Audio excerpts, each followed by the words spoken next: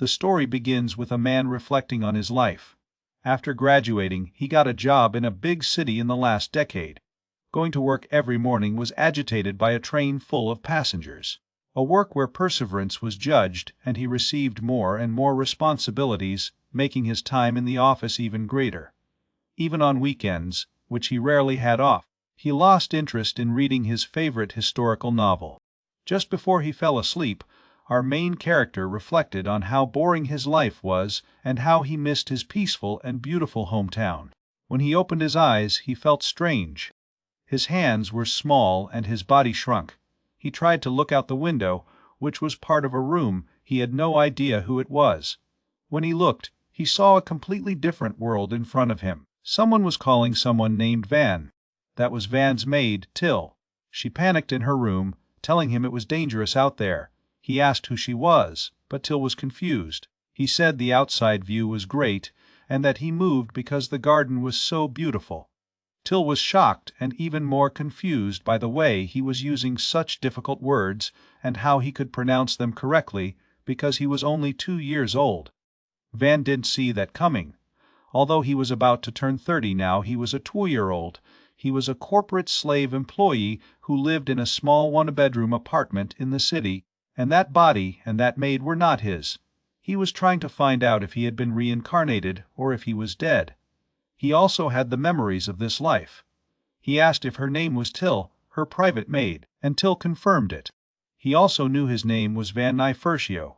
While Till praised him for being intelligent, he began counting the members of his family, such as his father, Duke Jalpa Fertio, and his older brothers Mercia, Yard and Sesto. However, there was one thing he didn't know where he was. In the dining room, all the members of the Fertio family were eating. Father, the head of the Duke Jalpa Pool Atti Fertio family. First son Mercia Eligo Fertio, second son Yard Guide, and third son Sesto. While the family ate their meal quietly, Van was surrounded by the maids and seemed to be impressing them by eating their vegetables. It looked like he was in a hostess bar, and he was a VIP client. He still had memories of when he was in Japan and reincarnated into this world. Although he still didn't understand and didn't feel that it was real, he decided to do his best. Your brother Yard seemed nervous. His father Jalpa asked what he had learned that day. At dinner, he asked his son about the activities of the day, and that was a daily routine at home. He wondered if it was a custom among the nobles. They distanced themselves from their children. In the morning, they do nothing, and during the day, they learn sword techniques and education according to age. Jalpa then asked Sesto about his day. After learning his, he asked Van what he was planning to do that day.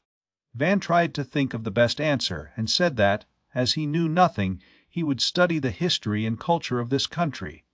Everyone, including Jalpa, was speechless for a moment, so amazed they could not speak. Then Jalpa burst into laughter, saying how clever his son was, even though he was the last son of his wife Mira, who spoiled him. Jalpa was sure that his son had strong fire magic, as did he and Mira, and claimed that he was looking forward to the senior ceremony when he turned 8 in a world full of magic like this.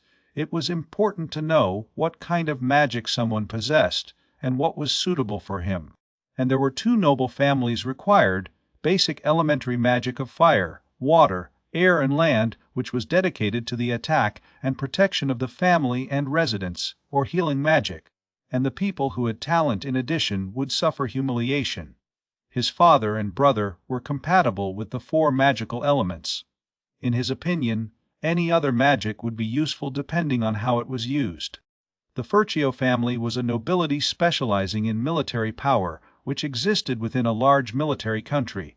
They also had pride, especially in the type of fire, which was strong in the attack. This world should have a civilization that was developing in parallel with the early medieval and modern worlds.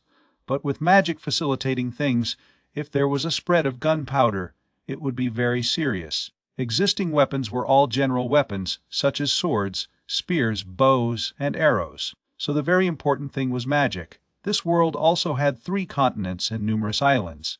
And now he was in a great country located in the southern part of the Grant continent, which was to the west, the kingdom of Scuderia. The royal family here existed 300 years ago and was slowly expanding their country. The current king also led the nobles who had fighting power and would attack the small country to obtain the territory of the new country. It seemed that even his father at the time was promoted from count to duke because of it. He asked if there was only one port where the ship sailed, because if it crossed the deep sea, the ship could be attacked by giant monsters.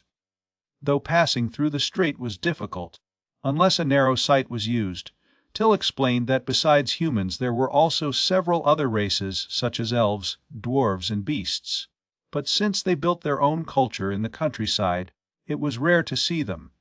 The maids were quite surprised that their words were very difficult to understand. One of them asked if he wanted to take a nap, and he said he was asking that because he wanted to know a lot. He wondered if they were tired. As they said they were fine, Van kept asking about the magical equipment. Till claimed that some magical stones, minerals, and crystals could store magical power, and this could create magical tools based on magical compatibility. After learning about magic, he decided to ask Till the main question later, which was prodigy. A 49-year-old butler, Sparta, came and asked how far he remembered. He knew Van was 2 years old, and he learned letters and numbers easily. Sparta had served her father for many years and seemed capable. He hadn't talked to him until then, which made him a little sweaty.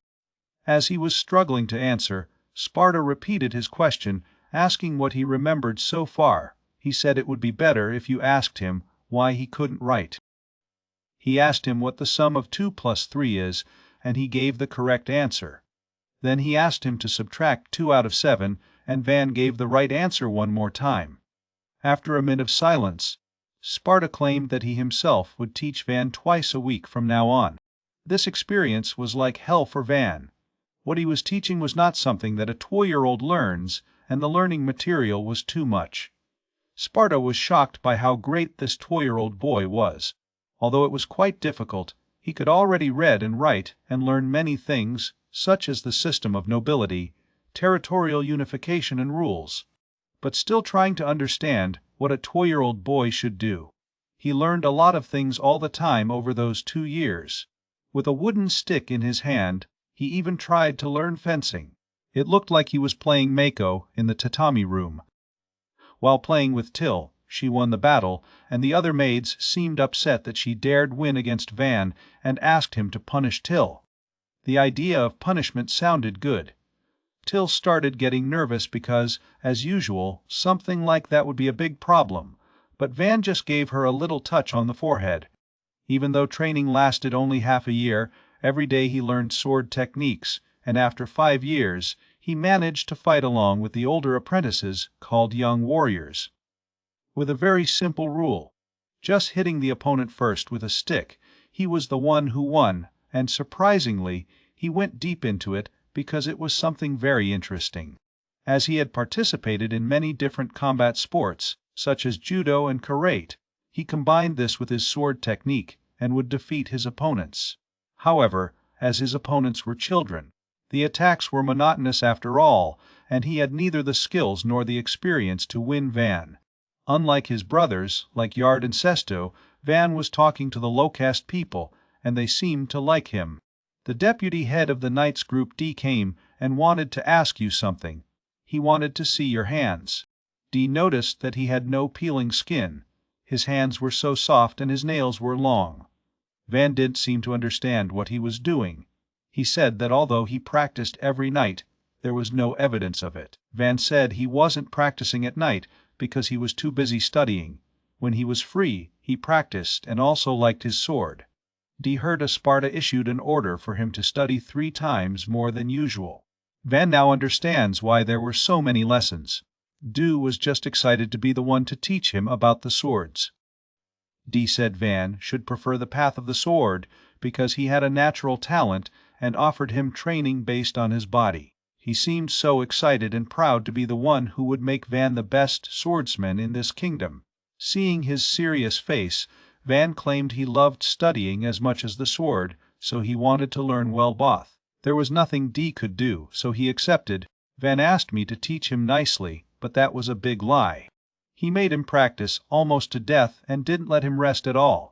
Even when he found a way to rest, he suggested he rest while squatting. Van considered him a devil, but after that statement, he was sure he was just a big jerk. Till came and praised him for fighting every day. Although it was difficult for him because he had been reborn, each day was much more fun compared to his old life.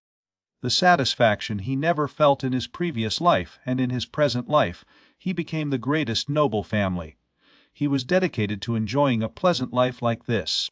3 years later, it's been a few years since he was called a prodigy. Suddenly, a man was about to swing his sword against Van, ending your lovely life once again. Van now 6 years old, 2 years ago. He remembered one of the days he was away. He thought there were many kinds of people where he lived. He never got tired of seeing that crowd. Van thought the 6-year-old boy had lived on Earth for almost 30 years and still had memories of her. In this world, he was reincarnated as the fourth son of a noble family and was considered a prodigy. Every day, he got lessons and training, including fencing, like hell. It looked like 12-year-old baby soldiers couldn't beat 6-year-old Van. He could learn things like adults learned, which was clearly very strange. Van Til's personal maid told him he was capable of mastering the fencing so cleverly, as if he were a genius. So she said, perhaps he could reach out to his brothers and become the head of the family. In politics, the weak fell before the strong. One of the strongest should have been the head of the family, but Van's life this time was completely different. Money, status, honor, power, everything belonged to the head of the family. So, while I had a very promising brother in the future, as I thought, trying to kill him to prepare more quickly was something common in aristocratic society, and fortunately, Van couldn't say he had a good relationship with his brothers. He thought they wouldn't hesitate to kill him. In other words, whether he really became the head of the family or not, if he stood out, he would probably be killed, so he couldn't enjoy his life in peace until he wanted to go out and play outside. That's why he would switch from a prodigy to an ordinary child. He had decided to become a player, and for now he thought he would start shopping. Van went to Murray Company, which was a big corporation with branches all over the kingdom. Van told till he was as big as Costco. Then suddenly, a man was coming with the hands of a child tied up and screaming at him. The child was wearing tattered clothes. Van wondered what was going on. The man holding your son's rope told people around it wasn't a show. The man said he was free to do anything with his own son, and his debt was in his name, so he came to sell him as a slave. According to the law of slavery, there were only two types of slaves allowed, namely, slaves for debt and slaves for committing crimes. However, long ago, in poor families, children who were left and not fed were sold as slaves and used as living expenses. Father said he used it for the debt trading system and made him a slave to the debt. Van understood that the reason why he could not look away and make a sound, even with such a terrifying appearance, was perhaps because slavery was quite common. Everyone was used to seeing that kind of scene, which was actually a very bad system for Van. Then a woman noticed Van and asked him if he could be His Majesty's son. Till said he was that famous prodigy. The woman said her name was Rosalie and thanked him for his patronage. She said that since she thought he was the rumored Van, she welcomed him to the Mare Company. She asked what he was looking for and then said they would show and prepare anything for him. He asked Rosalie how much the child would cost as a slave. She said he was about 8 years old and then asked his father what his magic power was. Dad said his magic skill was stealing. In that case, she said it couldn't be more than 3 big silver coins. The father got angry and told them in the store that each slave was valued in 5 large pieces of silver or more. He said a slave could last a long time. It was only natural that it was more expensive. Rosalie said that any store would buy less than half the sale price, even if that kid should only get 3 big silver coins. She said if women were multiplied, men and their small bodies would be useless. Including maintenance costs, it would have been cheaper. While the father was getting angry, Van told him to wait, and then asked if he was his son, to treat him kindly. Dad told him to shut up and stay out of it. Rosalie got angry too and told him not to be stupid.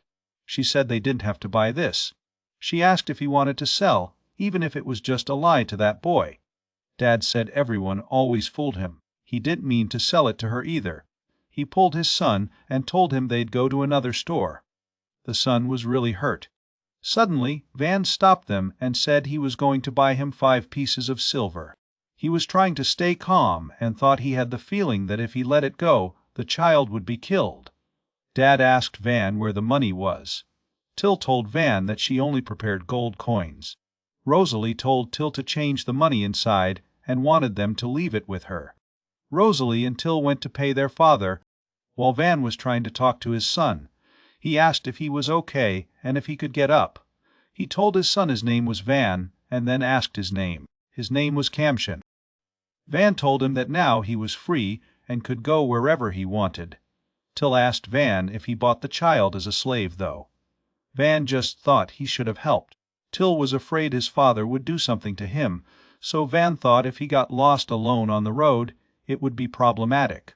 Besides, he didn't know anything and Van couldn't be that irresponsible. He asked Kamshin if there was anywhere he could go. Kamshin was silent and then asked if he wanted to go home. He said he thought he had some work to do to help at home. One of the other boys told Van that he would not be allowed by His Majesty to bring an unknown child to the mansion unless he took her as a slave. Van asked if he was okay with it. Kamshin nodded and said yes. So Van told him to take a look at his clothes first, and from now on, as they would be together, he wanted them to dress up nice. Rosalie told them before they needed to make a slavery contract first. Rosalie took Kamshin's hand, and then a mark appeared in his hand. Rosalie said it was the mark of a slavery contract and only slaves would be marked unless the contract was broken. She was a contract wizard. She said that as for the contract fee, this time she would do it for free, since it was her first visit. Van thanked Rosalie, and she was shocked to have received thanks from a nobleman. Rosalie showed them the way and helped them. Rosalie asked Van at first if he wanted to pick out clothes for Kamshin. Van took his hand and asked him to go buy him some clothes. He was kind of surprised. They went to a store and Van took him to a lot of the store. Van picked a side and didn't think clothes like that would look weird. However, Rosalie told him it was made of a very good fabric, and then showed him another one and said that it was usually used by slaves. Van said he didn't want to see him as a slave and that the clothes he chose were too good for him. After that, Van said he would buy some underwear and shoes as well. Rosalie thanked me and said there were nice shoes to match the outfit. Van remembered the day and thought that was the situation the first day he left. He bought a slave. Now he thought everything would be okay, so Kamshin came to Van and said Deputy Commander D was looking for him. Van gave him a cookie and asked me to tell him he wasn't there. However, Kamshin thought he might have found out by now, so he took the cookie and ate. Van realized he wasn't wearing gloves. Kamshin said that wasn't necessary. Van asked if he felt bad when people looked at it. He said it was a sign of bond with him. It should have been shown instead. He said it wasn't something that could be shown like this and bought him gloves. He immediately put on his gloves and told Van he'd wear them the way he brought them. Kamshin returned to the Deputy Commander D and told him Van didn't seem to be there. Deputy Commander D was surprised to hear that, because some witnesses said Vanna entered that room earlier. Kamshin told him it was probably just an illusion because of his strong feelings for Van. Then the Commander D screamed and asked him why there was food left in his mouth. So far there was nothing left, he said. He said he now took Kamshin and told him he was disregarding the orders of the soldier's deputy commander. That was really very brave. He said he was Van's slave. Commander D told him he'd say that again, so he told him he had a lot of courage and asked him to replace Van, let the commander train him, and said he should be honored. Van was secretly listening and thought it was a shame for Kamshin. So he started thinking that he had a habit of being lazy. He thought there should have been an achievement going from a prodigy to an ordinary child. He thought if Kamshin gave up, had take his place while looking at him and Deputy Commander D leaving. In the next chapter, people were talking about Van's birthday. He was turning 8. which meant it was time for the magic evaluation ceremony. They were really looking forward to the outcome of the ceremony, since he was an extraordinary prodigy. The sons of the Furcio family were all people who had magical compatibility with the four magical elements fire and wind, so there was no doubt that Van would also be compatible with the magic of fire. However, at the ceremony, Van had no magical element that matched him. He had a creative magic. The people who own it are the most unfortunate magic users among all kinds of magic. This magic was also called alchemy. Prepare materials such as iron and copper, work with images on the head and make swords and accessories consumes enough magical power and can create nothing else. Using a lot of magical power to make weapons and decorations could also be done by people who have another magical compatibility. Neither an inventor nor a blacksmith need magical talent to do it. Van's life was not the target of his brothers in the power struggle. He had done many things to reduce his post for 2 years, and there was no way a low rank could affect his magical compatibility. The things a nobleman needs are 4 magical elements: fire, water, wind, and earth. In the Furcio family, those with strong fire magic or even compatibility with healing magic were especially expected. The eldest son, Mercia, had wind magic and worked more than anyone else, occupying the position of representative of the head of the family. However, just because he was compatible with wind magic, he was despised by the second and third children who had fire magic. Still, among the nobles, magic was very important. His father Yalpa did not think it was possible to give birth to a user of creative magic, since his wife was using strong fire magic. Van's mother, who had a weak body in contrast to the strength of her magical power, died after giving birth to him, and that's why her father had high expectations for him. Yalpa then drew his sword and claimed that, as a young man, he had shown a strange talent, and that he was a fool to expect much from him. So he said the ducal family wouldn't be stopped. He didn't want anyone to know about it, so he said he needed to kill him. Van didn't know what to do and couldn't even move. However, Mercia, the eldest son, protected Van, and when Yalpa asked what the problem was, he said there was an area inside the family territory. Duke he was occupying at the time, however, due to his location, was completely underdeveloped. There was also a village in that remote area. He suggested leaving that area for Van. It was part of the territory Mercia received when she was promoted to Duke, and it was also the place where Count Ferdinand, whose territory had been reduced, sent knights to be tried. In other words, if he left that village for Van, even if he put a knight right next to Count Ferdinand, there would be no problem. In addition, the newly acquired territory still had some loyalty to the Duke's family, and if a member of the Duke's family were appointed there, even if it was just a look, it would be good. Yalpa seemed pleased with that idea. He said he'd leave him in that village like a feudal lord. He told him to get out of there as soon as the preparations were finished, and he left after telling Mercia that he finally found value in him. The moment they left, Mercia knelt before her brother and apologized. He couldn't bear to see his younger brother having trouble learning creative magic. He had always been mistreated by his father and brothers because of his attribute of wind magic. He was fine with Van hating him for giving irrational advice like that. Van was nowhere near hating him. Mercia helped him, and if it weren't for him, Van would have been killed or arrested, or his tongue could even be torn out, and he would probably be made a slave. In a desperate situation like this, he promised not to waste the chance his brother gave him. Mercia was continually impressed by Van's intellectual brilliance and often caught up in pondering where Van had acquired such an eloquent vocabulary. He was convinced that Van considered the issues with a depth that surpassed his own. From the beginning, Sparta and Till were always eager to share updates on Van's achievements and growth. The Duke family had decided to relocate Van to a distant location, an enterprise that was expected to be quite challenging. However, Van was prepared to do his best.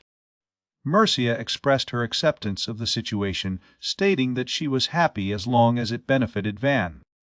They exchanged a firm handshake and Van expressed his gratitude to his brother. Back at the family home, Till was visibly upset, protesting vehemently that even without magical skills, Van remained a wise and respected nobleman. She found the decision to send him to a remote village completely absurd. Nevertheless, the role of a feudal lord had its appeal. With an order of silence in place, Van reassured her, appreciating her concern, and surprisingly confessed her excitement about the new chapter that awaited him in the village, a reaction that Till had not anticipated. Van realized that remembering the contrast between ordinary life and the rigidities of aristocratic expectations meant that now he could consider himself a free man. Taking on the duties of a feudal lord in a small village would probably give him a lot of free time, leading him to think about how to spend this new free time. Reflecting on the painful memories of having been abandoned by his father and brothers, he decided to turn the village into his beloved refuge, a place where he could live comfortably and joyfully. The nobles pour out all sorts of rhetoric to be proud, but in the end their priority is to protect themselves, not the kingdom. Even if it means neglecting the safety of their people. In other words, nobles would despise civilians, especially adventurers. In this chapter, a group of people were discussing their mission to protect the son of a nobleman. Since they couldn't handle royalty, they had to accept that. The greatest among them asked why he accepted the request, and he explained that it was because he had no choice. Van came in like a ray of sunshine, smiled at them politely and introduced himself. Ordu, who seemed to be the group leader, was shocked by how cute Van was, and he also responded politely. Van began to praise Ordo and noticed his weapon, which seemed quite large and heavy. The other members of this group of adventurers also seemed interested in Van, and Van was impressed with them. After meeting everyone, Van left. They all seemed quite pleasant. The fact that the person they would be escorting looked like an ordinary and lovely child. But Ordo still warned them to be careful not to hit him on the head. Meanwhile, Van was with Kamshin and they were preparing for the trip. He asked you to put your luggage in the 3-horse carriages. He explained that this escort could not take carriages from the army of knights, so Mersha hired adventurers. At first, they were going to send only one carriage to him, but Mersha wouldn't let that happen. Till would also be going with them. She was dedicated to serving Van anywhere, so she would too. The information that he possesses magic beyond the 4 basic elements was known by few people, but he can't stop people from talking. Dee also came to accompany him and promised to stick his swords in anyone who put his foot in Van's path. Van asked if he could request an escort from the army of knights, and Dee didn't know that either. He told the others to hurry and prepare everything. Sparta came and claimed that it was a little early for Jalpa, but that he would soon retire. His kids were already adults, so it shouldn't be a problem for him to go with Van to the country to relax.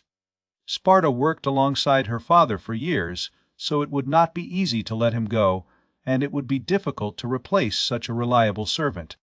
But still, Sparta would follow Van's studies while he enjoyed his retirement, which made him quite nervous. Van realized that everyone brought so many things as if they weren't going to a village, but he was still grateful to have so many people by his side, Dee, with its high astral, and Sparta, with its vast knowledge. Till asked if something had happened. To see your strange smile. Van smiled like a normal person, and then said he was just happy that everyone was coming with him, and thanked them. Till mentioned that many maids like her wanted to join him, but only she was allowed because she asked Mersha for that chance. She said Mersha seemed busy and didn't talk to the maids much. Yard and Sesto didn't treat them well, but Van was different. He used to greet them every day. He gave them treats, and when they cleaned, he came to help them. The maids who participated in the sword training also liked Van. Van was super embarrassed and told Kamshin that if he didn't like it, he could just stay in the kingdom. The slavery agreement could be changed or cancelled, and if he asked Mersha, she would. Kamshin told Van that he had decided to dedicate his life to him forever. Van was super embarrassed, so he tried to play around asking if he liked him that much, but Kamshin responded with all the seriousness that he liked him and loved him. Now it was time to go. Van thought his father wanted him out of town without anyone knowing. He had to erase his existence as much as possible. I thought I'd spent a lot of time in that town for the last 2 years, but now he was lonely. While they were about to leave, a girl approached Van and called for him. He said she was the daughter of a guard had met several times. She asked if Van was going anywhere. He asked where she heard it. Then the girl pointed to something, and when Van looked, he saw that a man was after them with his horses, which he found very embarrassing. The soldiers said that, according to Mr. D, they'd be sad if Van left town like a fugitive criminal. He said that at least they wanted to give him a proper goodbye. The soldier told Vandy he was sleeping in the carriage, so when he woke up, he'd let him know. Then D woke up and cried out that the fourth prince of the kingdom Van was there. He ordered people to clear the road to let him pass, and if any officer asked for permission, he would check on him. People approached and asked Van where he was going, wanting him to come home soon and asking if he was going to school in the royal capital. Van said goodbye to everyone, and you thought you didn't think you cared so much about him. Meanwhile, Till got emotional and started crying. A man approached Van and said the meat barbecue was ready.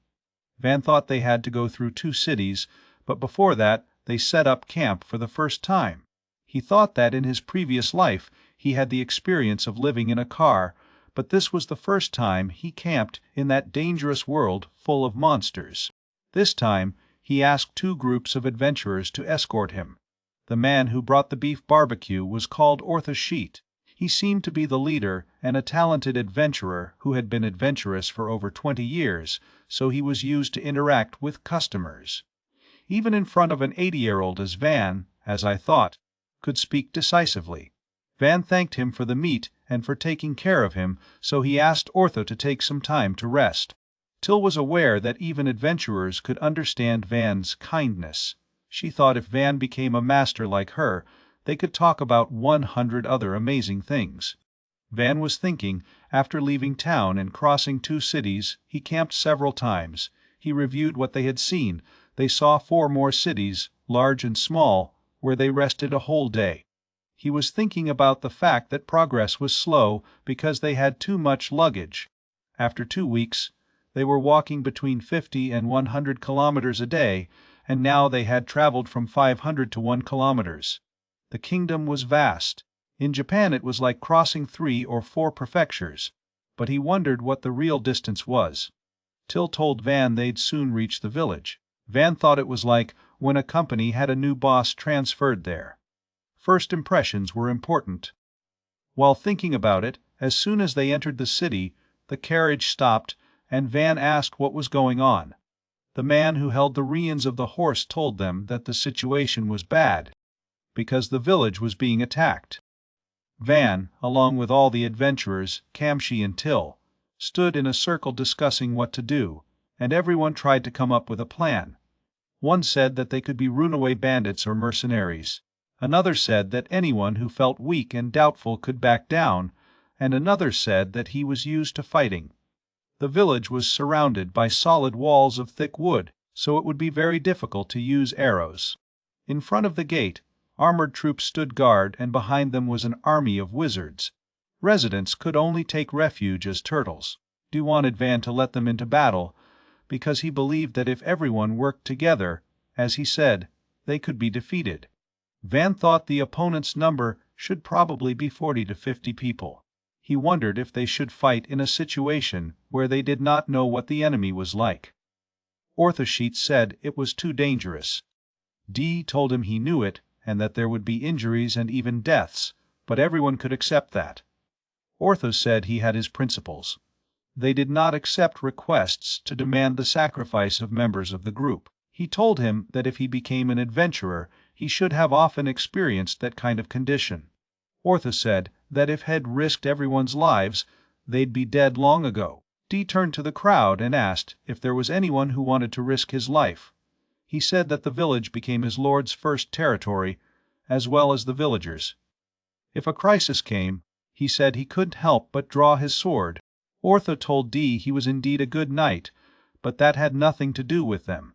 He said that even if he paid more, it would all be over if he died. He continued that at least he would like to request an escort to Van. He said that depending on the situation, they could have escorted them. Sparta refused and said D would be more than willing to die for others. He claimed that Dalone was able to face more than 30 people, including an army of wizards, and said he thought that would be 5,050. He said if D died this time, no one would rule the village and claim they wouldn't fight. Even if I died first, Sparta said. He was still a four-lamented wizard. You said that's where the open area was, and they could see your fighting power. Ortho was surprised he could fight. Sparta told everyone they didn't have to take any chances. First, had built a barrier wall. The adventurers would have to attack from behind the barrier at a distance. When enemies looked away, at least that was their idea. Their chances of victory would be high if the surprise attacks were repeated. Ortho asked if their magical attacks could be avoided because he believed there was no way to prevent them, except by shooting arrows. Van said that a wagon was lined with iron at all vital points, and that it was safe to get into the wagon and escape after making the first surprise attack. He said their only goal was to distract the enemy first. He asked if Sparta would stay behind and confront them. Sparta approved and told him that as bait, he had to continue attacking from behind the wall, otherwise D and the others would die. Van didn't like to hear what Sparta said, because he thought he would surely die. Sparta finally said that he, as an old man, would be more useful. He wanted Van to accept his request, so Van would be the bait. Everyone looked at Van and were ready to hear it. Till jumped in front of Van, and she said no. She told Van that she was opposed to that proposal and that she would not allow them to do that.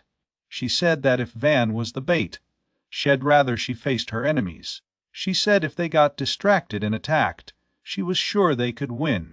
Kamshin said she was coming too. Van said to let him remind them again, and then told everyone he was in charge there. He said he would discuss this possibility and Ortho and others would cut them to the village. He said it didn't include fighting to save the village.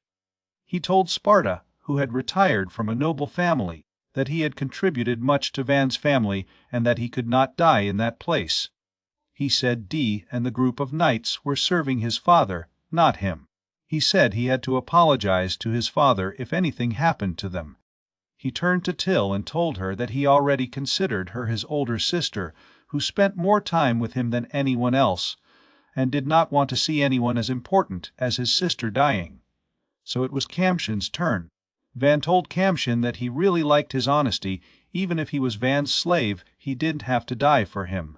Van told Kamshin he was happy that he was enjoying his life. Van began to think that, for him, who was known as incompetent and was expelled from a noble family, all who wanted to follow him were incredible and kind people, so he could not let them die. Just giving orders and doing nothing, he would never be like that damn boss. He, as the person responsible, should have put himself on the front line. He wanted to apologize sincerely to them. Van started talking. He said he'd get the wagon first and then move forward. He said he wanted everyone to attack left and right. However, he said he warned them not to forget that the attacks from a distance were the main attack there. He said if the enemy didn't back down, they could run away and leave his body there. He claimed that even if he were killed by the bandits, if they didn't reveal their identity, the duchy wouldn't worry. Now, Ortho was fine risking their lives, calling him a brat, and said he had risked his life for responsibility. Ortho told Van that if he said more than that, he'd have to scold the whole group. Puriel honestly said that he had already been deceived by the nobles, and until now he had only seen nobles who could only speak. However, Van could remember their names one by one. That's why they wanted to risk their lives, like she said, and everyone felt the same way. Meanwhile, Van thought that, since Puriel was cute, he might remember his name. D said they were honorable knights serving the noble family Fertio. They would serve the Van, who would be in charge of Fertio's future. He said they'd protect Van there and also protect Fertio's future. Aspartus said that when the expulsion was complete, he wanted Van to remember his duties and responsibilities as noble. He told Van this would be over in 3 days. However, Van found it too long. He said he would then modify the area and execute the plan he proposed. First, he planned to create a barrier and attack from a distance. D and his knights were attacking from the left side and Ortho and his companions were attacking from the right side. Those who did not attack would wait there in case of emergency, to prepare to move. D shouted Roger and everyone began to execute the plan. When the wall was completed, D and his knights and Ortho and his companions were ready to march. Ortho thought that old Butler was more suitable as a wizard, for he could fight to some extent. If he was a wizard of the fourth element, he couldn't just be a butler. However, he thought, perhaps under certain circumstances.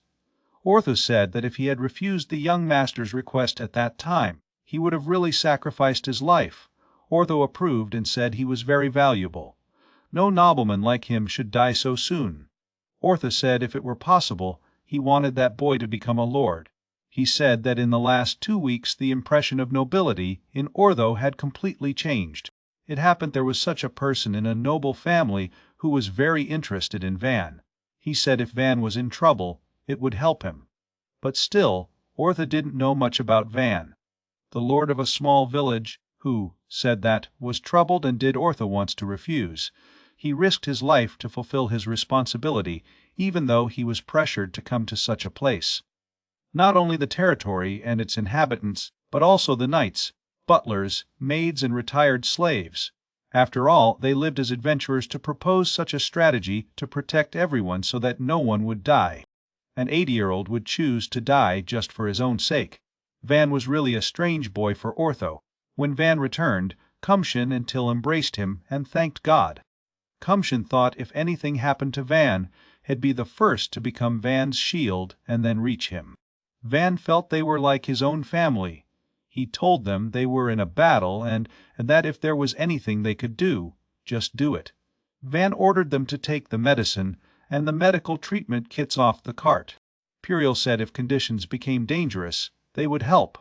That was all, and they shouted Roger again, then they fought again. The bandits were at ease. The villages and settlements around were collapsing, and the attack on that small village was about to come to an end. While the bandits planned what they would do after this attack, one of them was hit by an arrow that came from a wall behind them. Ortho and D were attacking at the same time, and Ortho was quite impressed with D, the way he wielded such a great sword with ease.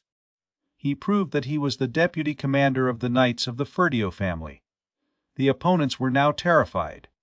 They tried to escape and Ortho began to pursue them, until he realized an enemy was coming towards him.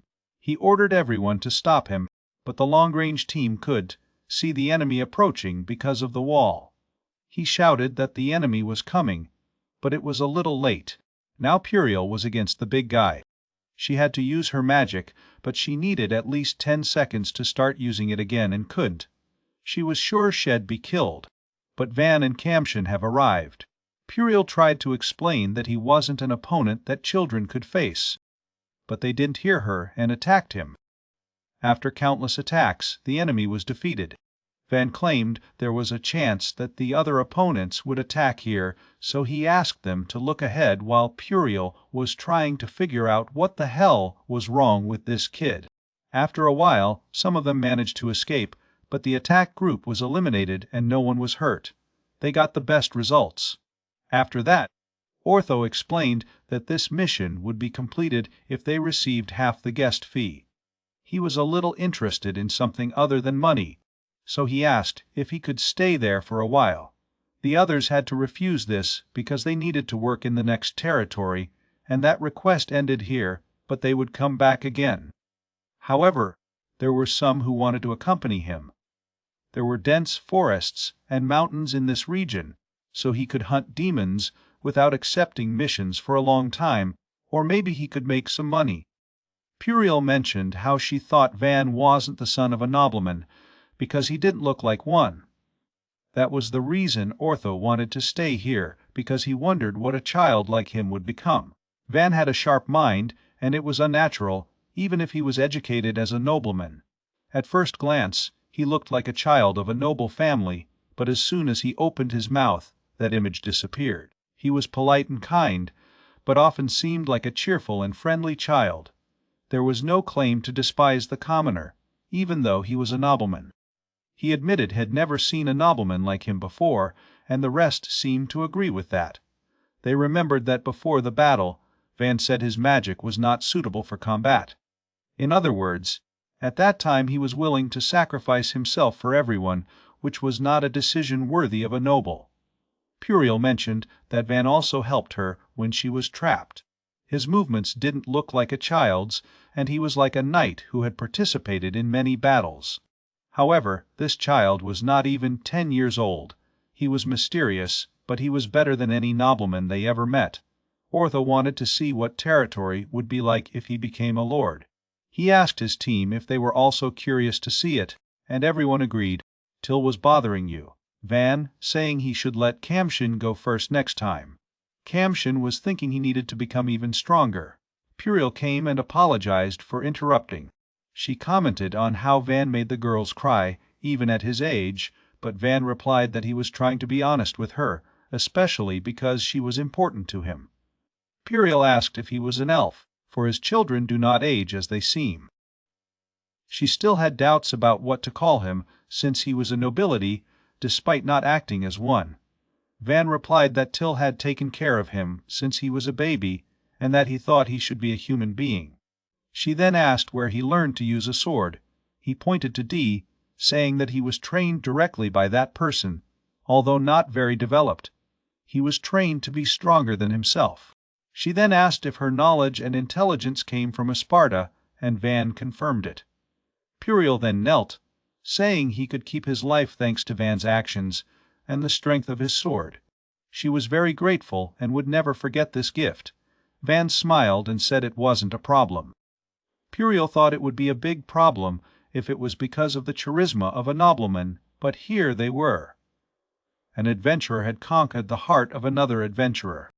Sparta informed Van that the villagers were gathering around the entrance. This was Van's first meeting, so he wanted to make a good impression. In the next scene, the villagers were gathered and Van introduced himself to everyone. He said it was sent here by the Lord of Fulcio, who had recently ruled this territory, including this village. From now on, he would rule this village. The village elder, Rhonda, came and expressed his gratitude for helping this village and its people. Van mentioned the rumors about the owners and soldiers in this village who do not take command. He said he wanted to protect this village, so from now on he'd be in charge. He expected their understanding and help. Ortho thought it was very formal, but he didn't say anything. Rhonda invited him to his home in response to his kindness. When they came in, he explained there used to be 150 people in this village. Half a year ago, last month, the village was attacked by bandits. Now there were only 100 people, and today was the third attack. Van asked why they became a prime target for them, in his opinion. He said it was probably because the border with Gerona's kingdom was near the village. The border guard knight used to patrol the border during Count Ferdinand's time. But now that you had changed, the border had been abandoned. In short, the village was threatened because it now belonged to Lord Felcio. Van said that former Governor Count Ferdinand had supporters in every city. It seems that his father, Lord Felcio, appointed rulers only to the larger cities, and the situation of the small villages was still unknown. Leaving them aside, a small village was a village that did not need to be protected and paid almost no tax. Van said that, from now on, it would keep everyone informed, and that there was no sense in complaining, lamenting or criticizing the state of this country. Even if they don't, it doesn't change anything. Rod Gamalaga's son seemed angry after Van's words. Van told him to sit down, because he spoke on behalf of this village, while thinking how this village had no future with a person who had such a temper. Van mentioned that the founder of the kingdom, King Berlineth, could have left a flaw in the law. A silence persisted after his statement. Sparta coughs to encourage him to say something. Van was a little scared, but he was still dedicated to governing this village. He asserted that nothing can be changed only by claiming the laws of the kingdom, and how they would be, but this village had its own laws. There were 3 definitive measures. First, they needed to create something of value that the kingdom could not ignore. Second, it was making money and hiring mercenaries regularly. Third, they would rebuild and develop this village on their own. The woman there claimed that they had also thought of it, but none of these things could be accomplished so easily. If they were in such a remote place, even if they sold wood or stone, it would be impossible to make a profit. But because of their little education, it would be difficult for them to produce crafts of variable value. And if that happened, they could make a profit. Van said he knew it had not been easy for them, but now he was here, educated, and he was going to do everything possible to defend and develop this village. But he didn't get the reaction he expected, so Sparta interrupted. He said Van had been entrusted with land management even though he was only 8 years old. But many people considered him a gifted child for that reason. Dee added that he, as the leader of the ordinance, had come to serve them faithfully, so he wanted them to allow him to join his group. Now they seemed quite impressed and moved by his words, so they asked if Van possessed the 4 elements, but Van stopped them, saying he had none of that, so they should not expect any fighting power. First of all, they needed to reinforce the walls so no one could get in. The fence was strong, but made of wood and could not resist fire. According to Sparta, the stone would remain solid as long as the magic was active, but then it would become only a heap of land. Van told him to use the stones to reinforce the walls. He was sure they could build a solid wall in time. They could also use a moat, which would help keep the outlaws away. Dee volunteered for this job. He encouraged others to set up some traps and prepare to attack from the wall. They would also need bows and arrows or stones, which were easier for the villagers. Van then left and explained his plan to everyone. He also promised to do his best for the development of the village. He said that even as a child, he had people by his side and that if the enemies came, they would fight. At the end of his speech, he realized he looked like a politician. A man wanted to ask you something. He asked what was going on with the taxes. They were paying 30% on the crops and furs and fangs of monsters. Van decided to cut it to 10%, and if it wasn't enough, he offered to pay once. The villagers were shocked by your offer. He said it was important to have a stable life. There were cases where people sold their children because of their debts. Some of them were also concerned that the bandits would return soon and wanted to call the knights, but he said the message would take 2 weeks, so it was too late to ask for help. They didn't even come because of the distance. The people of the village were angry that they were abandoned. Van understood his anger, but at the time he claimed that the awning did not have the budget for the knights to defend a vast territory. Even if they could convince the knights, they would be too few to help. They needed 200 men. He asked Sparta to build a wall behind a wooden fence, and he did so without question. The villagers were amazed. He said they needed their help now more than ever, but if they came together, this village would resist. They didn't have enough housing, so rest in the wagon. Rhonda wanted to give up his home, but they couldn't kick him out. Until now, Van never complained that he only had the magic of production, but remembering the memory of them, being disappointed, because he had no fighting power was really bitter. He tried to convince them, but the residents were skeptical. He had to earn their trust for the success of the village and a happy life.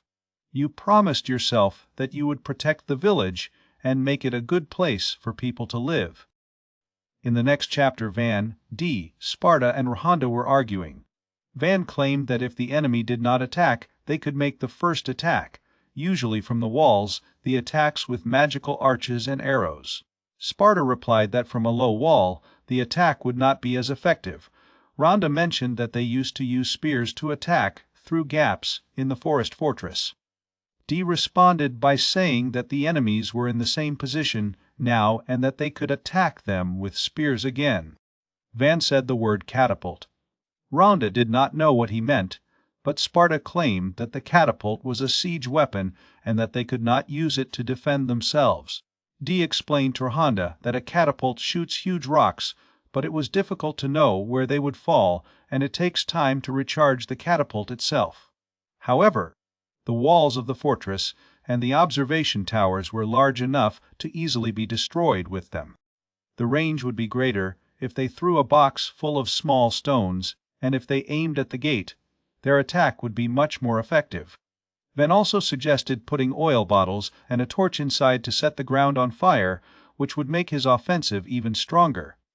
Sparta curiously asked who created this mechanism, and apparently it was Van, but they did believe in his production magic.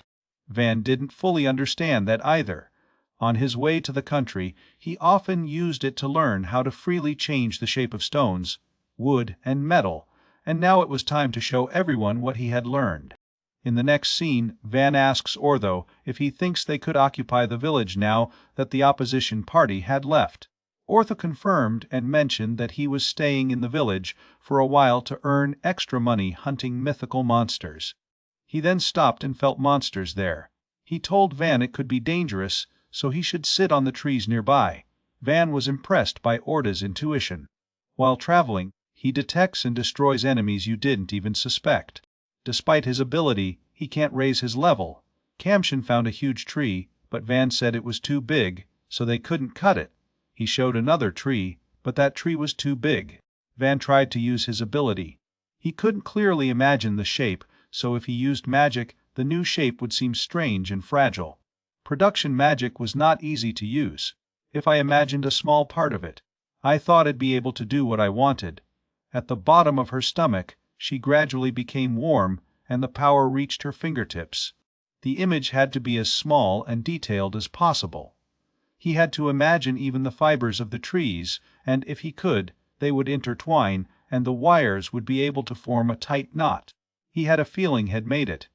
When the fibers were split into pieces and joined together, they would be transformed into a wooden cube. This cube was made of wood, but it looked like plastic. The fiber block had an impressive quality. It was stronger than the wood under any treatment, so they would enjoy these blocks a lot. So they planned to sew them later, after moving them first into the carriage. Puriel came and asked if he had collected wood. It was lighter and much harder than Ortho thought, which made it harder to break. Van told you to try to break it to see how tough she was. Ortho hit the block repeatedly to break it, but not a single crack appeared. Van asked which one was harder, the rock or the wood. Van was just glad he found something very useful. In the carriage, he realized that the magical power was exhausted. Till asked if it had any implications. He heard that magic was complicated, but it had logic. But looking at those things he created, Till realized how skillfully they were made. Van was still trying to figure out how magic works. He had to imagine an entire weapon, his metal, his very sharp blades, and his shape. He created a sword and gave it to Kamshin, and was so impressed that he promised to make it his family heirloom. He also created an axe and gave it to Till. He noticed Till's face and wondered if she didn't like that gun. She seemed upset because she worked so hard on the axe to make it powerful and that it couldn't be scratched or broken. Till tried to convince him that she loved axes and even hugged them. Van seemed convinced and was glad she liked her. But inside he knew she didn't know, and he promised himself to make some jewelry for her next time. He wondered if his magical power would improve the more he consumed, so you had an idea to use it unusually. In the next scene, they were quite impressed with the Sparta's abilities. When Ortho claimed that the butler was a good magician beside Van, he was a little flattered to put him on the same level as a Sparta. Puriel thought he was a little strange. This kind of wizard was usually attracted to the army, and if he were an adventurer, he would be among the best ranked. Van was just glad he followed him, even if he was about to retire. The future was as important to him as the past, and he hoped Sparta would have a happy old age. While thinking positively about him, Sparta approached Van and claimed that he was growing, and now, as a lord, he would have to take responsibility and the weight of the title. He panicked and began to explain to him that the most important thing now was to strengthen the village's defenses, and promised to strengthen the gates while Sparta dragged him. He stopped and asked how he planned to do it. Dee came and he was willing to stack the stones. Being angry because everyone here was acting stupid, Van said he was there to do something with magic. Dee realized the mistake he made and told him he admired him. They tried to convince Van that no matter how hard he worked, he couldn't do anything with magic. The gate was made of wood, so the process was similar to that of making ordinary blocks of wood. His only concern was weight. The weight was the key to defending against the enemy, which was all they had for now. Then they'd make a heavy metal gate. Van focused and created a huge gate that shocked everyone. He told Ortho to cut that door with his sword, saying that she would repair herself. He wanted to test the power of the wall. Ortho used all his strength to cut the gate. It was indeed a powerful blow, but it just scratched a little. Van thought the wood was not the appropriate material, but the others immediately tried to object. The next day, he woke up from his angry sleep because sleeping in a tight space with only one sleeping bag was uncomfortable. He couldn't even wash properly yet. On the way, they spent the night in camps and wagons.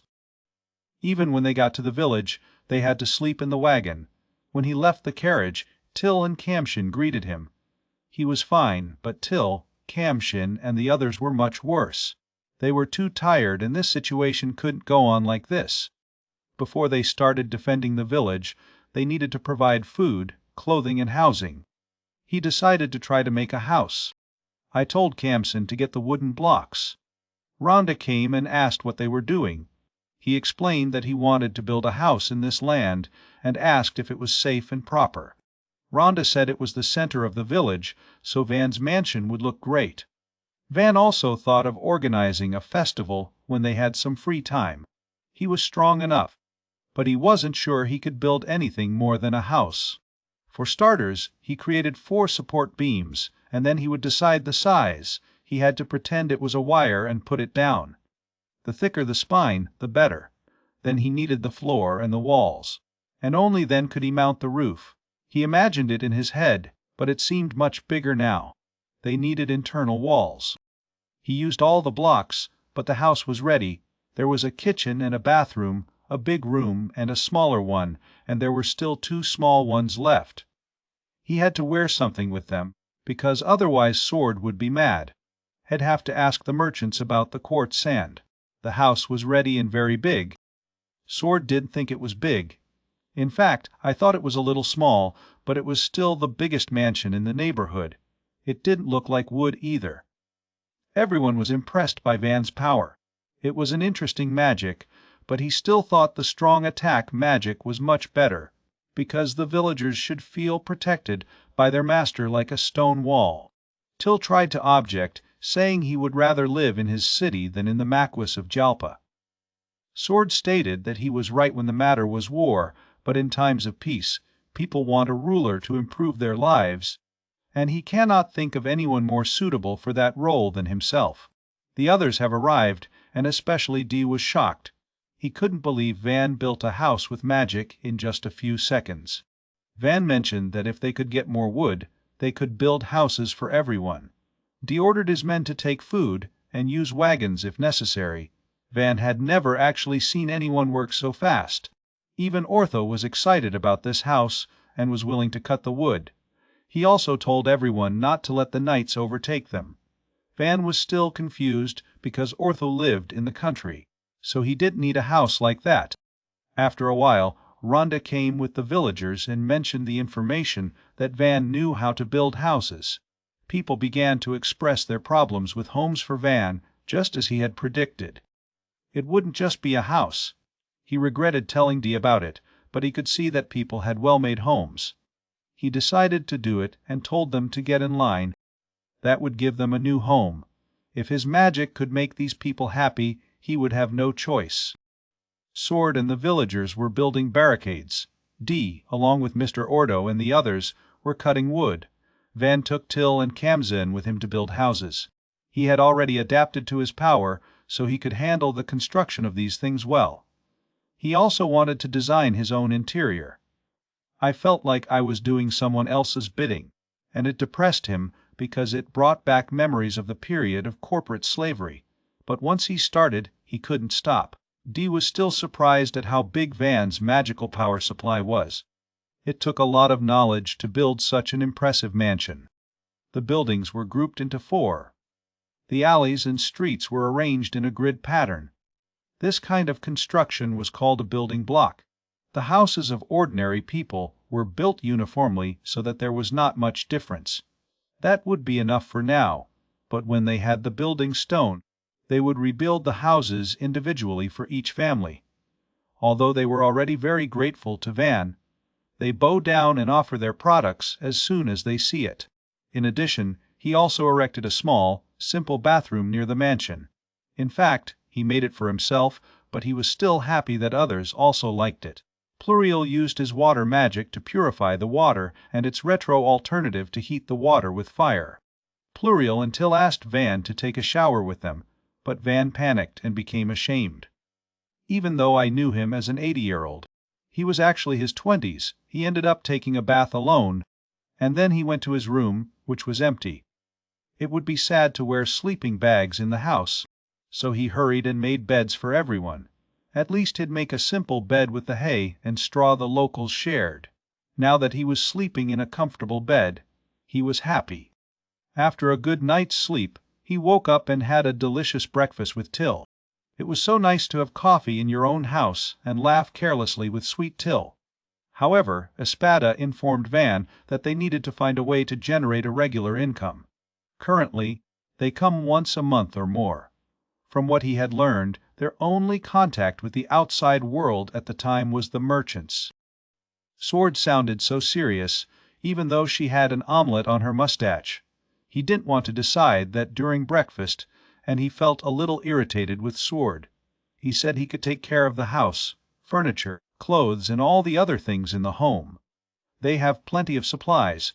He was thinking of focusing on building his defenses, but they didn't have spices, as Espada said. He also mentioned that they did not have the ingredients for their favorite baked sweets. Van was furious to hear that. He decided to do something to sell in this village immediately and asked for ideas. Kamzan suggested wooden blocks made by Van, but was rejected because he was the only one able to make them. Till suggested hunting monsters and getting some useful materials, but this idea was rejected again by Van, Otto, and the others, as they hunted as they were. But what the hunters got was theirs. It wasn't village property. In this case, Espada said that the solution would be to sell the harvest, but due to the peculiarities of this village, there were difficulties, and it was not a way to generate short-term income anyway. They had to think which way would be best for them. Zara was sure Van was in love. He had already suggested that they try to figure out how it works. He was responsible for deactivating traps, but he mentioned that they were concerned about ruining Van's precious gift. Zara said everything would be fine, seeing Kamzan and Till's worried faces. Zara showed them a very firm oak, coated with leather on the inside and edges, making it strong and resistant. He asked Kamzan to try, and when he hit him, he was too weak, so he almost told him to hit harder. However, the oak broke in half like a piece of paper. Everyone was surprised. Zara started crying. For his new oak had just broken. He was even more shocked to find it was just a wooden weapon. Van told him to hold it, and that it would make it tougher than before. He really made it. Orta came and asked what they were doing. Seeing Van there, he asked if they thought they could sell this one. There were many powerful evil spirits in the deep forests, probably because of the mountains of the wolf. He mentioned that they could mine rare minerals without having to enter the mountains. It was iron ore, but there was also silver, copper, and some gold. And you also showed him the Myrtle ore. Van was thrilled by that. They were really lucky to find these minerals in the forest. Ordo had a suggestion. Until now, the problem with extraction had been the great isolation and difficult terrain. It seemed that the only thing that had been attempted here were night expeditions, and for them, herbs and minerals were of little interest. Van said it was a good opportunity for experienced adventurers to establish mining operations, and if there were rich deposits on the slopes, there would certainly be more to discover in the Wolfsburg Mountains themselves. First, he reuses the iron ore. In the case of wood, the recycling process was distributed uniformly between layers. But in the case of iron ore, there were parts to which magic gradually penetrated and others to which it dealt instantly. They need to make the parts easily recyclable into sand. A third of the original size was left. To check quality, it should be melted and purified, for he did not know how pure the ore was originally. Zara asked Van with enthusiasm if he would try to forge a sword with the ore. A thin, double-blade sword was even enough. Orda wondered if he really liked swords or iron weapons in general. Van said that since Zara brought him the ore, he would make weapons for all the adventurers.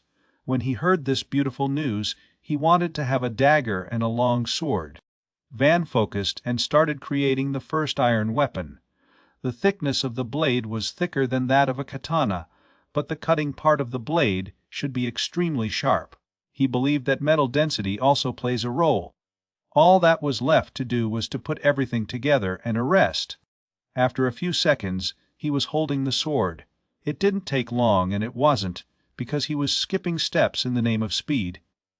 It was a demonstrable result of the growth of your abilities. He gave Zara the sword and was so happy that he cried out. While everyone was trying to see the new sword he made, Van wanted to make it longer and in the same design. Without bothering with the voices, he managed to make a sharp and powerful sword and gave it to Zara.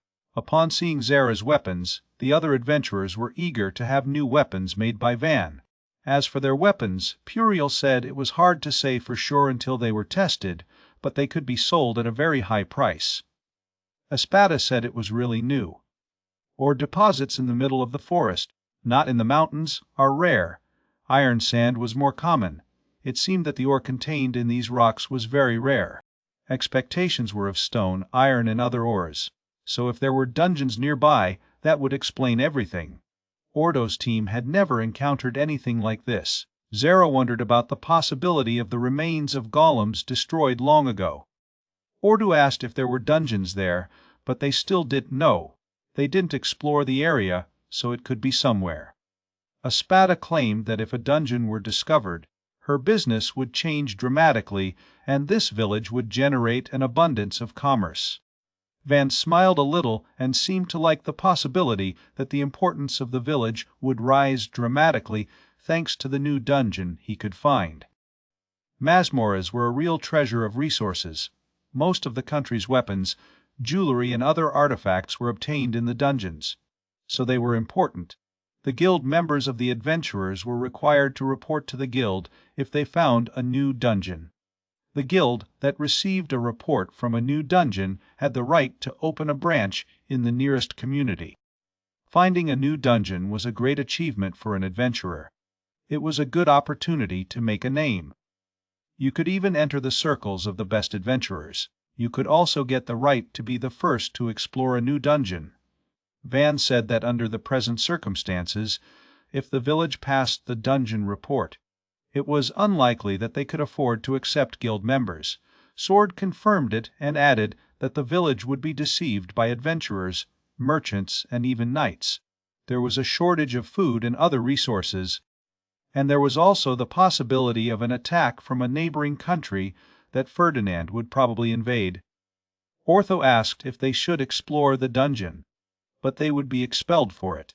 Puriel said once they found out about the dungeon, they'd send knights here. So, with Van's magic, the problem of construction production would be solved in the blink of an eye. Van said he stopped the Fertile family. If they get the chance, they'll get rid of him. Therefore, they must first expand and develop this village before claiming the dungeon, so the Fertile family can do nothing. Ortho told others to explore the area where the dungeon could be and bypass it while collecting resources. It wasn't profitable to claim the dungeon now, but Van was hoping they'd be rewarded. The dungeons were important to the country as well as to the aristocracy. Van's family thinks his useless, and they have no plans for their future.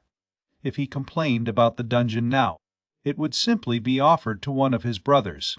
That's why he had to use his power so no one else could take this village. While walking with Till, Van said that the housing situation was good for the time being, and that the next step was to finance and provide the defense. Till asked if his magic power was still strong, and Van confessed he was getting tired. When he gets tired, he does nothing else. They needed the workforce, but there were few people here who could work with their hands. He would like to create a stockpile of weapons and shields even before the merchants arrive. The defense was equally important. The outside wall was almost ready. A had arranged stones and managed to make these walls as resistant as concrete. At first, he didn't have enough height and thickness, but he solved that problem. And on his own wall, he put a simple catapult using leather in manufacturing. It was equipped with a large shield in front, allowing them to shoot huge arrows without fear of enemy counterattacks. He placed towers around the perimeter of the village, in which he also installed catapults. Till picked up dinner, and on his way out, Van thanked Kamsin. However, he realized something was wrong, so he asked. Kamsin said he had just brought the stones and transformed the village so easily. It seemed like he was still trying to process his power. Van said that, as a lord, it was his duty to work for the good of the village. He asked if Kamsin was aspiring to something. Kamsin's objective, it was to protect Van. Van seemed to feel his dedication, but politely asked him not to overact. He knew Kamsin was always so direct and cared about him. Next time, you decided to make him some armor. Your dear knight needed the fine armor that would keep him safe in times of trouble. For 3 days, he worked hard, and the village now looked like a small fortress. Van thought it was perfect, but asked where else they could see such a well-protected village, but there was nowhere. Sword didn't even think they could call her a village. It was more like a little fortress, and now there was no way the bad guys could get behind those walls. The thought of the possible scenario, if Jalpa understood Master Van's power. Sword disagreed, saying that the head of the house considered it essential to be able to fight. There was no point in discussing this now, but Dee said it was not impossible to use Master Van's skills in battle, and if they gave him time, he would be stronger than anyone else. They started arguing, so Van had to interrupt, saying it was pointless to regret the circumstances or what kind of talent he was born, and what was important was to be able to adapt and live with what fate gave him. He decided to quote some phrases he had heard before, and it seemed that they liked it. Dee started laughing, and agreed with Van. As the atmosphere became more cheerful, it was time to work.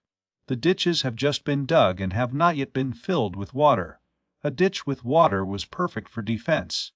There was even something aesthetic about it. He did think you should forget to drink water.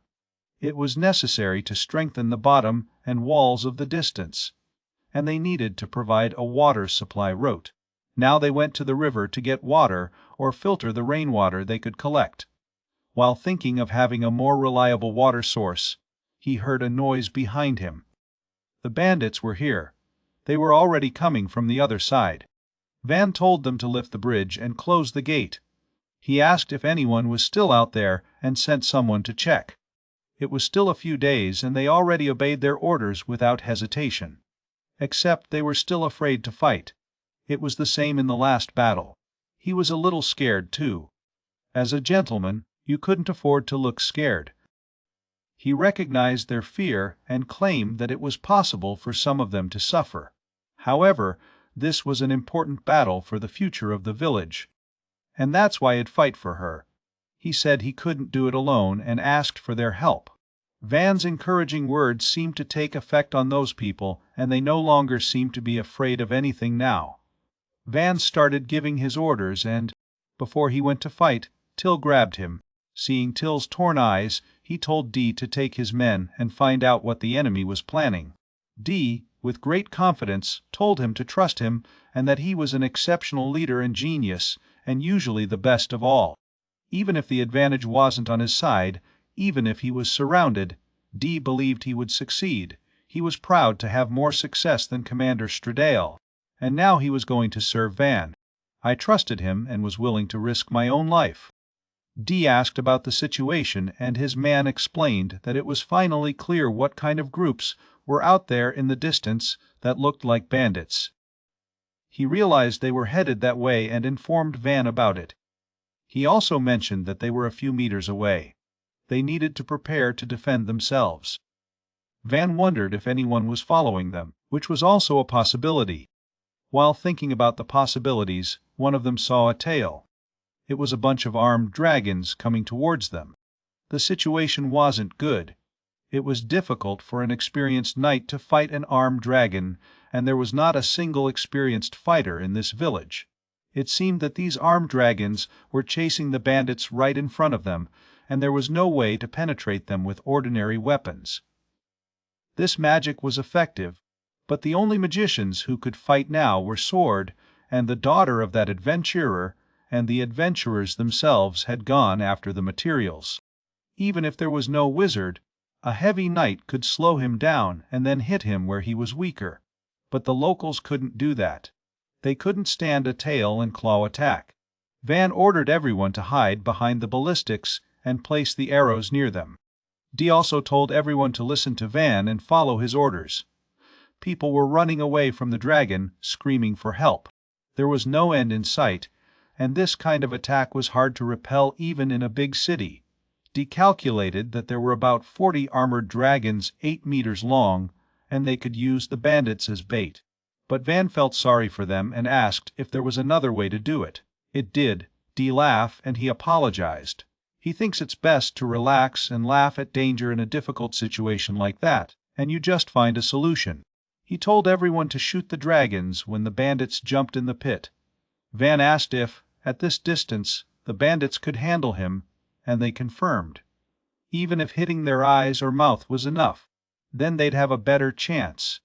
Dee said with great confidence that none of them would die that day and that they would win this battle. "We're having dragon barbecue for dinner tonight," you said with confidence. The bandits are running towards the village, afraid of the dragons that chase them. Seeing that they were close enough, Dee ordered his men to be ready. Even though he did not demonstrate, he knew how challenging the situation they were in was.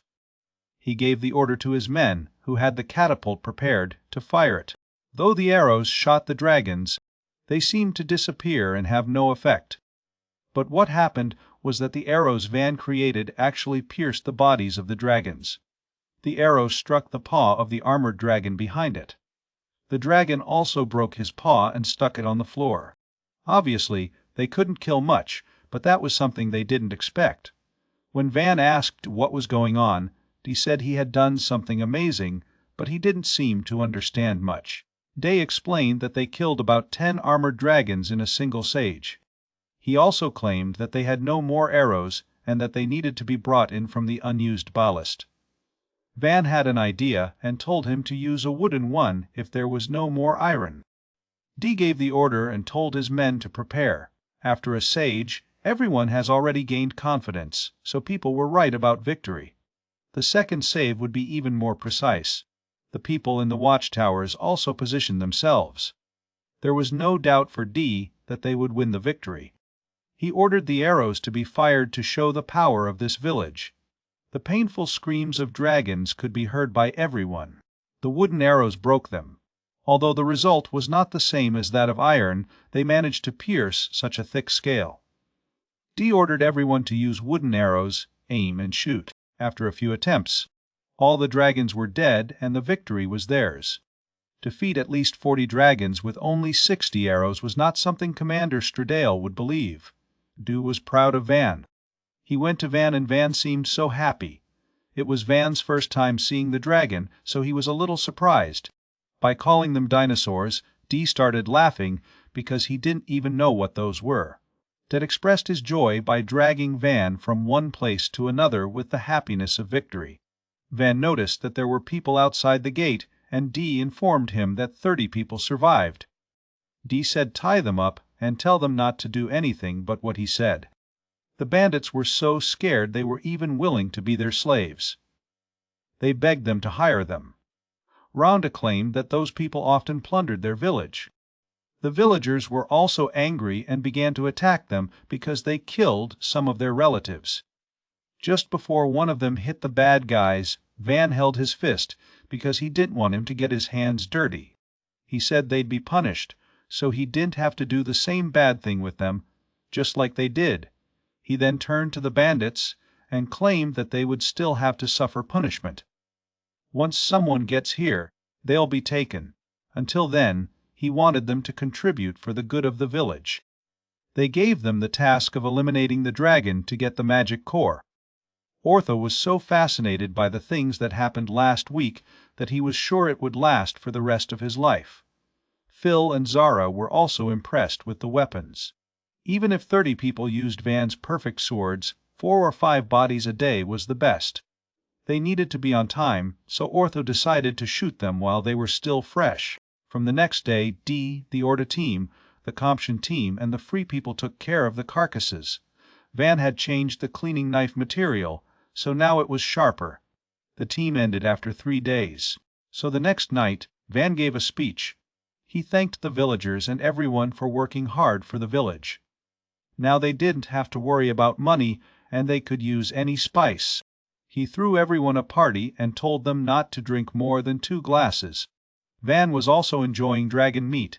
Even when grilled until crispy, the texture of the flesh was juicy and soft, and it slipped through its tongue. Ortha mentioned that the meat inside was greasy and tasty because it was protected by a hard shell. Dragons were expensive, so they sell them.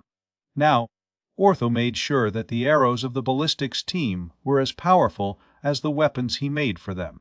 He heard that statement and was devastated by Van not giving him a sword. While the adventurers were satisfied with their weapons, Dee and his team surrounded Van for swords and daggers. Van was overwhelmed by Dee, his team, and the people who thanked him and offered food, but he did not change his attitude. The residents thought he was strange, for he was still approaching his side, even though he knew he would have a difficult life ahead of him. He was the one who almost attacked the bad guys for killing his family, and he was grateful to Van for stopping him. He decided to try to make this village a better place for the good of the deceased families. Rhonda and her assistant Aldo seemed to like the party. The woman was happy that they were able to meet, even with aristocrats. Espada said it might be a problem if she thought like an aristocrat, but that was part of Van's charm. Till looked at Van and realized he was about to do even more amazing things in the future. In the next scene, Ortho, Van and the others are discussing the sale of dragons. Ortho stated that by a scaling dragon the merchants would give 20 gold coins. Since most of the meat was rotten, they would not be able to sell it, and considering the transportation costs to the rest of the body, they would achieve about 8 coins. They had 30 bodies, so in the end, they'd get over 300 coins. Van turned it into a yen in the head, and it was over 300 million. Sword welcomed him for his successful defense. Van did not forget the assistance with the protective barrier that Espada gave them, so he was also grateful to him. Sword pointed out that although the results were wonderful, there was a law according to which a town or city that had won more than 100 gold coins should pay a 50% tax to the Marquis' treasure. That meant they would also learn about the state of the village. Espada briefly explained that even if it was difficult to keep everything secret, it was not impossible. Van was amazed. He had not seen anyone who had served the Marquis for decades with the same dedication as Espada, and now he was proposing a method to deceive his father. This case was different from the dungeon. This time, to hide the truth, they would act discreetly and be a betrayal to their father. However, his father preferred a peaceful life without his son, so Van asked what his plan was. First, he would report to his older brother Mercia, crediting him with the dragons. An order from knights would not serve, therefore he offered Hessians and adventurers. They stumbled into a herd, but it was in the woods, so he could pretend to destroy it individually. Throwing it away, 3 older brothers claimed to be the head of the family. Everyone was trying to win favors, and he wanted Mercia, who supported him until then, to come out victorious. Van made his decision and stated how great Espada's plan was. The next morning, Van was greeted by everyone he had seen in the village. While they praised him, Van held Till's hand. Till was surprised at first, but he was glad he wanted affection. Van behaved like an adult in the bathing situation, but he was still 8 years old, so he was using his child privilege. However, after a while, he decided to let go of her hand because of her dignity. But thinking of Till leaving him one day didn't please him. However, he wanted to focus on her happiness now. Van was about to say something about Till's future partner, but Till interrupted him, saying that he wanted to take care of him so he could continue with him. That's why I never thought about it. They went to the gate, and Van asked the guardians if they saw anything. They were merchants. It was Mr. Bell and Mr. Lango. Van could barely tell the black silhouettes, but this man could even see their faces. Just in case. Van told them to lift the bridge and prep the ballistics. They tried to explain that they weren't bandits, but they could be in and around the wagon, not just merchants in the train. Bandits could threaten his people, so he wasn't taking any chances. He told Kamshin to call Ordo and Dee. They had to do many things and depended on him how effectively he would use every opportunity. Finally, the moment he was waiting for had arrived. Meanwhile, the merchants were trapped. The man inside said that the wagon broke down on the road, which made many products unusable. He told the driver to consider the repair costs, the cost of the stay and the train. Even after returning to Hashimura, they didn't get much money from the seller. The bald guy called the man who was talking and asked if it was Hashimura. He said that no matter how he looked, that place didn't look like a village at all. He asked if they were lost, but there was no way. While arguing, Van greeted them from the top of the gate. He introduced himself as the owner of the village, Vaniferdo. He said if they were really merchants, they should list the name of their trading company and their names, and if they were an escort, they should declare their position and names. Upon hearing his name, the merchants got a little nervous. The two of them weren't sure, but the bald guy claimed that their stronghold was the biggest city, so they saw it several times. It was definitely him. The driver was surprised by Van's youth. He knew geniuses were avoided, but not so much as to send him personally to the border. They started performing. Maribel, a merchant, and her brother Lango. The other boy was a security guard on Adventurer Air. Van asked Ordu if he knew anyone, and he said they met at the Adventurer Guild and also had drinks together. Van authorized their entry into the village and welcomed them. When they entered the village, Rhonda and the others greeted them. Bell and Lango apologized to Rhonda for not returning for so long and expressed their happiness for her well-being. Van showed up and apologized for the arrest. He introduced himself once again. He quickly asked if they could sell parts of the dragon hull, and they both seemed quite excited, for even adventurers hate fighting such strong beasts. The brothers were almost crying for happiness. Van offered to take them to the warehouse. When they arrived, Bell and Lango's jaws were on the ground when they saw 23 meters of armored dragon material. Van explained that they pacified about 40 dragons with hooves and arrested about 30 people. So they thought about leaving these people to help move things. He also claimed that his car was restored. Processing the situation here, Bell stated that they need to call people to trade as soon as possible. He asked Van if they could wait until they did something about it in a month, and that was fine for Van. He also mentioned that they did not need to think about it at the time because it was time to eat delicious meat. Bell thought this amount of meat would be too much for the consumption of the village, which meant it would rot. So he asked if Van would mind if they took the meat to the neighboring village for sale and could refund the price. Van asked if the neighboring village could afford to buy such meat. Bell said this was a poor village, but this year, after paying taxes, they probably wouldn't have any economy left, and asked them about products. The food in the village should be running out. If they give at least a little meat for free, that would help in some way, as Bell thought. Van said they'd give it away for free. He said that although Bell was a merchant, he didn't think profit was the main thing for him. Bill was impressed by Van's sharp brain. He mentioned that they would also pay a good price for bandits. In that case, their profit would be almost non-existent, but at least it was a payment. Van thanked him and told him to come to this village in the future and promised a business that he would not regret, like armor of good quality. Bell seemed surprised once again and asked if he would also bring a blacksmith besides a highly qualified designer and carpenter. Van answered him with his charming smile. When he showed them the armor he made, they were really in shock. Bell had not understood the complexities of the advantages and disadvantages of weapons, but as an exhibition, it was excellent. Ordu gave him a dragon's skin to test, and he cut it clean. The guardian hare was thrilled and wanted to buy them, but also expressed his surprise with so many incredible possibilities that Van offered him, but he reluctantly stated that they could not get so many. All right for Van, and he said he could always buy it later. They kept walking around the village, and Van showed them the new things he did in the village. After that, they gave them a delicious dragon meat. Bell asked if the merchants came here once a month and added that he could talk to the trading group and increase the number of visits to 2. Van mentioned that they needed some supplies and sake. A good meal was enough to make the inhabitants of the village more excited. Besides, he asked for an ad for his weapons, if possible. He thought those brothers were thinking of an exclusive sale, which was a good thing. He said that if 2 people always trade along the same path and organize themselves to sell weapons, they would soon reach their village. They could create ads, so the more they sold, the more they won.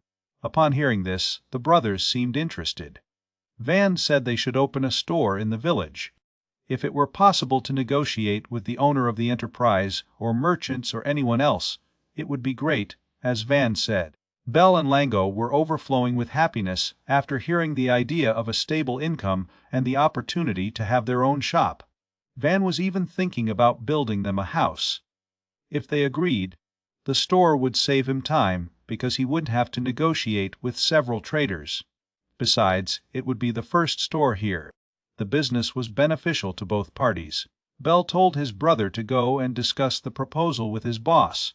Before they left, he told Van that he would work here in a store in this village until things got better. They greeted each other, and the negotiations were a great success. After that, Lango, with the adventurers, left the village quickly to convince the Chamber of Commerce to get labor and materials. What will help convince the Chamber of Commerce is its sword, dragon skin and magic core. He also asked me to send a letter to his brother, Mercia, that would give him all the conquests. Also, near the entrance to the village, he built a store for Bell. Bell was sweating and screaming for happiness. Van explained that the first floor was the store, the second floor would be a place to live, and the underground would be a storage space. He tried to do the same as the instruction Bell asked for. Bell really believed in his powers, but I didn't expect him to have so much power in the palm of his hands. The products should be made in 2 weeks, so the business with Bell's store is suspended for now. On the second half of the day, they left the village towards the river. After walking for a while, Till asked if he was tired, but she told everyone to keep moving. Kamshin was ahead of them to clear the way. The confidence was that Van wanted to show everyone his care and kindness, but he could not maintain his strength because Kamshin was strong. The village path took an hour, and then, in front of it, there was a long and beautiful river where they had to seek water. With this, the construction of the water supply had begun. Sword, with the help of his magic, dug tens of meters in an instant. When he pauses, Kamshin and the other brave dig on their own. He followed everyone behind and reinforced the walls. The amount of Sword's magical power could be a surprise. Was also working with dedication, even though he was almost 40. Till commented on how difficult their work was, considering the distance between the river and the village. But without water, they couldn't survive. The work was hard, but he thought working together to achieve the goal was great. Beyond the barrier, there was a satisfaction that one cannot enjoy alone. If living conditions were improved, then life itself would become better, and it would be easier for traders and other people to come here. That was your goal for a comfortable life here. After 8 hours of digging, he finally got to see the village. It was supposed to take about a week, but their rhythm was incredible. Van asked them to stop for the day. Espada and Dee seemed surprised, because if they continued, they would reach the village in a few hours. Van asked Dee to look at Abu, Lu and Kamshin. Dee thought he had found a good method of training, but agreed with Van. It was really scary to see that demonstrate the hidden strength of the older generation and the veterans. The next day, to their surprise, they dug into the village before the end of the morning, and then it was time to let the water pass. Van thanked them for their great contribution. They opened the way, and the water began to flow with a wave of great peace. Children and villagers were very happy to see the water coming to their village. Runda also seemed happy with the time and effort they made. But to drink that water, they still needed to filter it and boil it. And for that, they needed a special instrument. Lu came and apparently was interested in what Van was about to create. Van suggested raising with him, and he immediately accepted. The filtration machine was made of branches, leaves, sand, earth, stones, and clothes, and would be located at the end of the canal drawn towards the village. The water coming out of there would be stored directly in the metal gear. The required amount of water would be removed from the tap installed under the water reservoir and taken to the boiler, and the fire for the boiler lights up with a magic fire crystal. Lou decided to go to Bell and get information if he had them in the store. Kamshin came and reported that the water filled the space. Van was pleased with the result. He wondered if there would be a flood if the water level increased due to rain. Sword seemed surprised he noticed that. He said that basically, depending on the volume of water, the canal was enlarged and dikes were built in places where there was often flood, but those waterways required ingenuity. The water had nowhere to go. Van needed to ensure that she could return to the river in case it overflowed or formed a lake behind the village. Returning the water to the river was a good idea for Espada, but he explained that the idea of creating a lake could be wonderful. In times of little precipitation and no water coming from the river, the reservoir was invaluable. Van wondered if they'd be all right if they took measures to prevent floods, and Espada confirmed it. A lake should be built 200 meters from the back of the village. This was a forced and urgent project before the rains came. In 3 days, the lake was almost ready and he wanted to put a leak or something. But he needed to think about how they would use it in practice. So far, Van was just a happy boy to have a lot of water. The next scene, Van was nervous and moody. He woke up just before sunrise. And apparently many people, including Rhonda, were panicking. Dee and Espada were gone. To Lake Van, who Van had no idea who named him. Till explained that the lake was thus called in honor of its merit and to preserve the legacy for future generations. Where the village changed its name to Village Van. Van didn't have a good feeling about that. He felt like he wasn't right. Before discussing this, one of the villagers panicked and told him to come. Van and Till immediately headed for the lake. It looked like they were going through the back way. When they arrived in the village, many people were gathered, worried. Van asked what was going on, and they showed him the thing inside the lake. It looked like there was someone inside the lake looking at them. In a dense forest in the river, there was a mythical animal with perfect blue hair. They were half people, half mermaids, and they were called Abgaloo. Van had never heard of them, so Espada explained that they could not see them so easily, and that the girl was Abgaloo. Van asked her name, but there was no answer. She didn't seem to understand. Van told Till and Camden to bring some meat and fruit. First, what they needed for a relationship was food. Like he thought. The girl slowly approached them, and everyone held their breath. After she smelled the food, she asked if she could eat. Van was so surprised that he accidentally scared her off, so she left once more. He apologized and asked her to swim again. He offered the meat and fruit and she started eating. After tasting the meat, she frowned and asked who took the dragon's flesh. Dee, Ortho, and everyone else said it was Van, although it was actually Ballistics.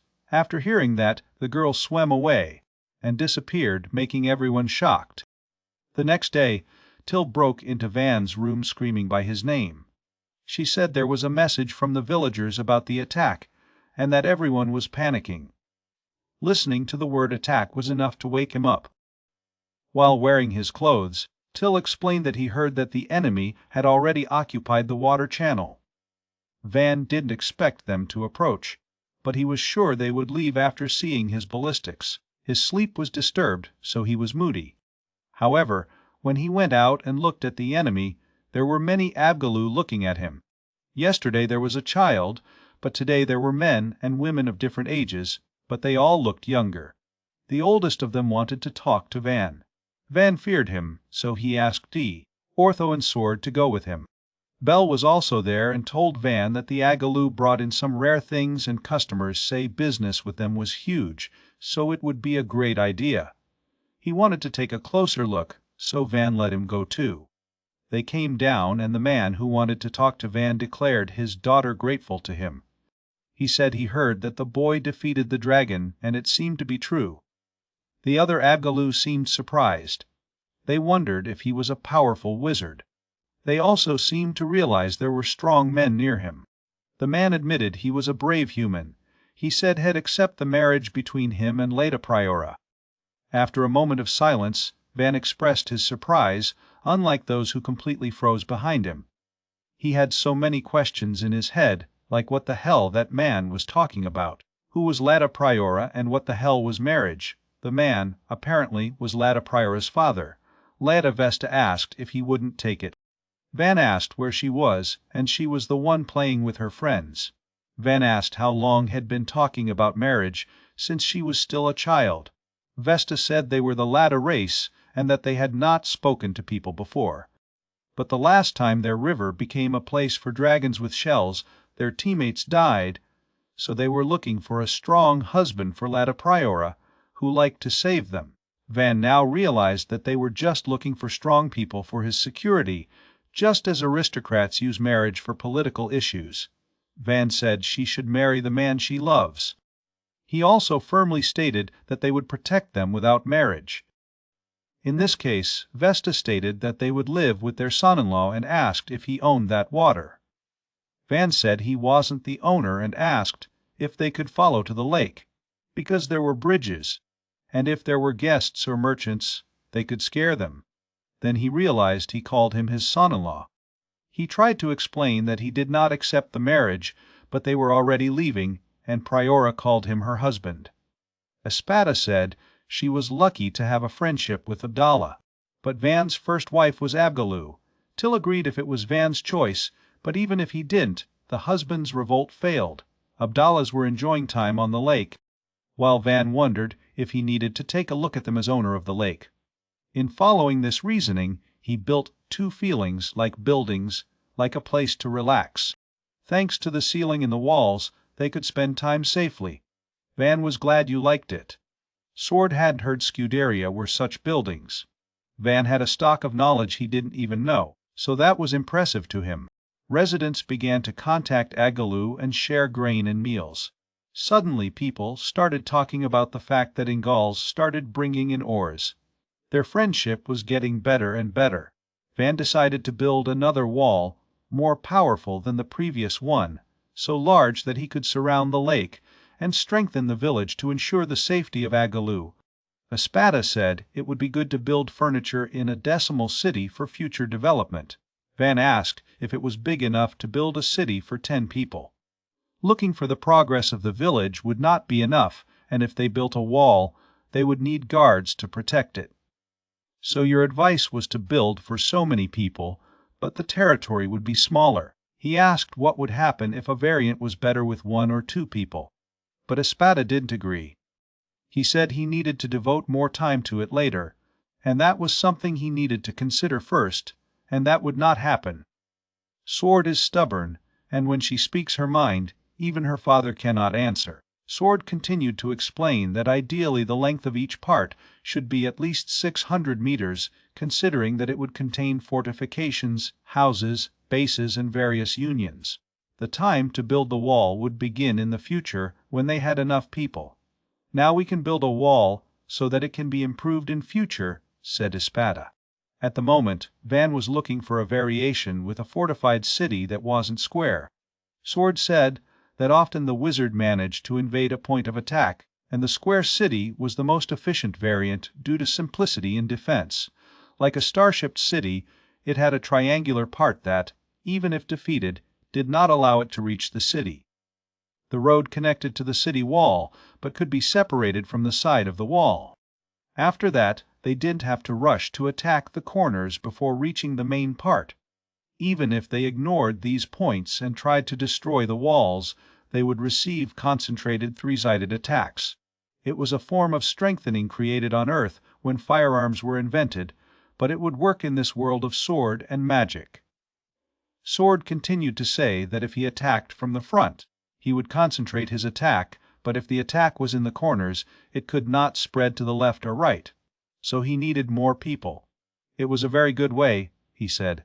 In this case, not even good wizards would be able to align infantry to be protected.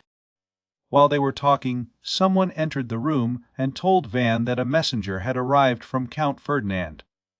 There was not only an emblem of Count Ferdinand, but also a unicorn emblem and the shield of Viscount Cayenne, a nobleman on the rise of the Count's faction. Count Ferdinand was the owner of this town, so Van assumed he might want it back. At the front gate, a girl and a woman were standing still, and they didn't seem to like the rumors about the so-called boy wonder,